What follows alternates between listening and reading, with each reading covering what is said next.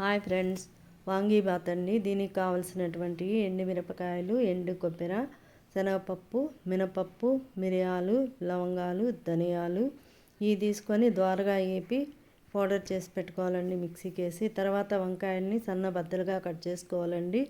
Cut చేసుకొని ఉప్పు వాటర్లో 1-2 సార్లు కడిగి పెట్టుకోవాలండి. కరుణ వాసన లేకుండా బాగుంటుంది. ఎప్పుడైనా ఇలాగే చేసుకోవాలండి. ఉప్పు వాటర్లో కడుక్కోవాలి. తర్వాత ఈ పెట్టుకున్న మసాలా దినుసుల్ని మిక్సీకి వేసుకోవాలండి. పౌడర్ చేసి పెట్టుకోవాలి. తర్వాత ఒక బాండట్లో ఆయిల్ తీసుకొని వేరుశనగపప్పు, జీడిపప్పు, పచ్చిమిరపకాయలు, కరివేపాకు, ఎండుమిరపకాయ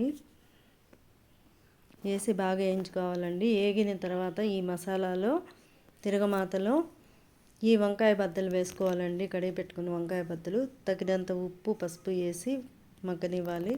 నానబెట్టుకున్న చింతపండు గుజ్జుని పక్కన తీసి పెట్టుకోవాలండి. ఇలా వంకాయలు ఉడికిన తర్వాత ఈ చింతపండు గుజ్జు కలుపుకోవాలండి. బాగా చింతపండు ఆ బద్దలకి పట్టేలాగా కలుపుకోవాలి. ఇది ఉడికిన తర్వాత ఈ మసాలా పౌడర్ని వేసుకోవాలండి. ఈ వంకాయల్లో రెడీ అయిపోయిందండి వాంగీబాత్.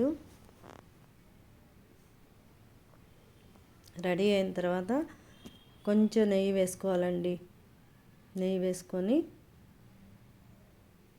బాగా కలుపుకోవాలి. అన్నాన్ని తనిగా వండుకోవాలండి. అన్నం తనిగా ఉడకబెట్టుకున్న తర్వాత ఈ రెడీ అయిన వాంగీబాత్ని అన్నంలో కలుపుకోవాలండి. చాలా టేస్ట్గా బాగుంటుందండి. ఇది కర్ణాటక స్టైలు. మీరు ట్రై చేయండి ఫ్రెండ్స్. మీకు నచ్చితే లైక్ చేయండి, షేర్ చేయండి, సబ్స్క్రైబ్ చేయండి. ఓకేనా ఫ్రెండ్స్? కొంచెం నిమ్మకాయ పిండుకోవడం వల్ల ఇంకా టేస్ట్గా బాగుంటుందండి. మీరు ట్రై చేయండి ఫ్రెండ్స్. రెడీ అయిపోయిందండి. మా పిల్లలు చాలా ఇష్టంగా తింటారు. కర్ణాటక ఫేమస్ అండి ఇది.